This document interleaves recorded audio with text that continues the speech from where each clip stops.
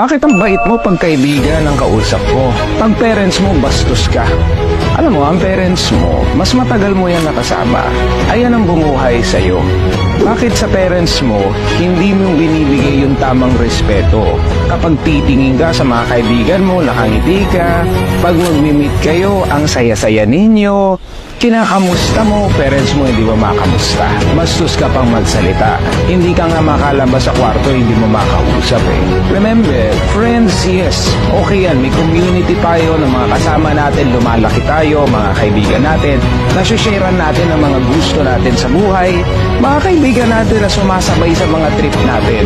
Pero remember, your parents, ito yung mga taong talagang ipaglalabang ka hanggang kamatayan nila.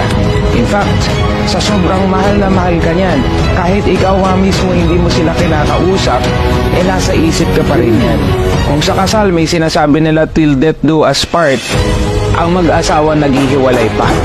Pero alam mo, ang connection mo at ng mga magulang mo ay hindi mawawala. Sasamahan ka talaga ng parents mo hanggang sa kamatayan nila. In fact, willing pa nga yang ialay ang buhay niyan para sa'yo. Kaya sana kung ikaw ay mabait sa mga kaibigan mo, mas triple times 5 times 10 sa mga magulang mo.